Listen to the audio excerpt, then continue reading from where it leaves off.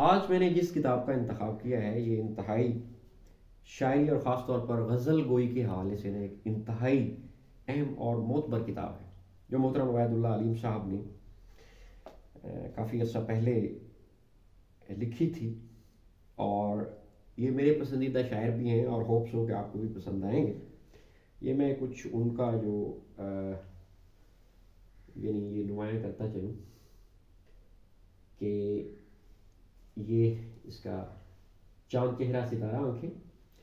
اچھا، ہمارے ایک سر ہوا کرتے تھے، میں نے آپ کو کیوں دکھایا ہے، آپ کی نظروں سے ضرور گزری ہوگی جو ادب کے قارئین ہیں، کہ بکس جو ہیں یہ وہ ہمارے سر کہا کرتے تھے۔ اس وقت ہم لاہور میں تھے تو کچھ زبان و ادب کے حوالے سے، انگریزی اور اردو ادبیات کے حوالے سے ہم کچھ کاوشیں کر رہے تھے، تو انہوں نے کہا تھا کہ بکس آلویز شیڈ ریڈیشنز۔ تو یہ جو ریڈیشنز ہیں یا تابکار شعائیں ہیں، یہ انسان کو بہت کچھ دیتی ہیں، چونکہ یہ دانائی کا نچوڑ بھی ہوتی ہیں اور کسی کی تخلیق کاری، صنائی اور اس کی قلم کاری کا بھی منہ بولتا ثبوت ہوتی ہیں۔ اس لیے تھوڑا سا میں نے اس کو آپ کو تعارف کروا دیا ہے۔ آج سب سے پہلے تو اس کا میں جو ہے آپ کو یہ کچھ ان کی جو فور ورڈ ہے، حرف آغاز ہے، وہ پڑھنا چاہوں گا، اور اس کے بعد ان کی شاعری کی طرف سے کچھ جو پیس آف پوئٹری ہے وہ بھی میں آپ قارئین اور سامعین کی نظر کروں گا۔ تو آئینہ میرے آنگن میں گلاب کھل رہا ہے، میں اس کا رنگ بتا سکتا ہوں مگر خوشبو کو صرف محسوس کر سکتا ہوں، بتا نہیں سکتا۔ مختلف تمثیلات و تشبیہات کے سہارے ممکن ہے آپ کو اپنے احساس میں شریک کر لوں، مگر حقیقتاً خوشبو کی کیفیت اور ذائقے تک پہنچانا میرے بس میں نہیں۔ گلاب کسی مٹی میں کھلتا ہے، اس کے لیے کون سا موسم و فضا درکار ہے، اس پر بہت گفتگو ہو سکتی ہے، مگر اس کی خوشبو کا تعین ممکن نہیں۔ شاعری کا بھی کچھ یہی احوال ہے، یہ بھی انسانی وجود کی ایک ایسی خوشبو ہے جسے بس محسوس کیا جا سکتا ہے۔ شاعر کی زندگی و ذات کے بارے میں، اس کے معاشرے اور کلچر کے بارے میں حساب لگایا جا سکتا ہے، مگر شعر کی کیفیت اور ذائقہ مستقل نہیں کیا جا سکتا اور نہ وہ محسوس کرایا جا سکتا ہے۔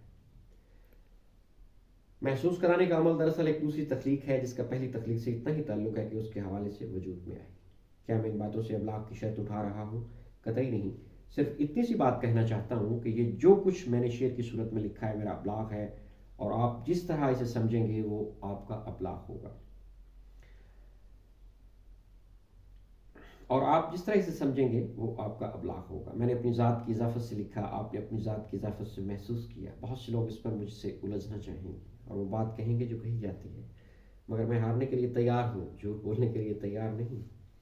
تخلیق انکشاف ذات ہے تو تنقید اس انکشاف کی خبر ہے۔ تخلیق اپنے اندر ایک زبردست نمو کی طاقت رکھتی ہے اور خود بڑھتی اور پھیلتی ہے، بالکل اس طرح جیسے اکیلا گلاب خوشبو کا ایک ہجوم اپنے ساتھ رکھتا ہے، اور خوشبو فضاؤں میں گھلتی رہتی ہے۔ آپ چاہیں تو اس کے شریک ہو جائیں، لیکن خوشبو آپ کی محتاج نہیں۔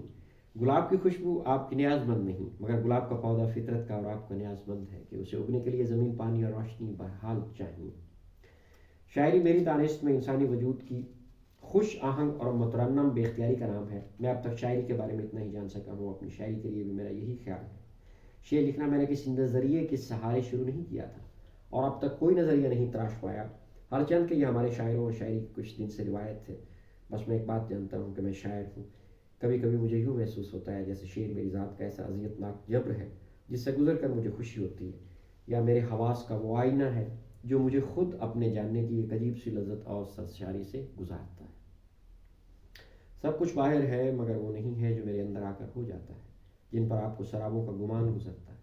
میں نے ان چشموں سے پانی پیا ہے جنہیں آپ فریب جانتے ہیں، میں نے ان میں منزلوں کے نشان دیکھے ہیں۔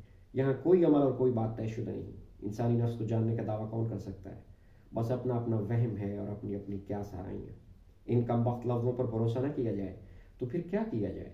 میں ان کی تصدیق کر رہا ہوں، یہ میری تعمیر کر رہے ہیں، یہ میرے وفادار ہیں، لیکن کبھی کبھی میں ان کا وفادار نہیں رہتا، لیکن ان کی حقیقت صورت میں کوئی اور صورت دیکھنا چاہتا ہوں، مگر ان کا ظرف کشادہ ہے، یہ مجھ سے سمجھوتا کرتے ہیں اور میرے نطق سے بولتے رہتے ہیں۔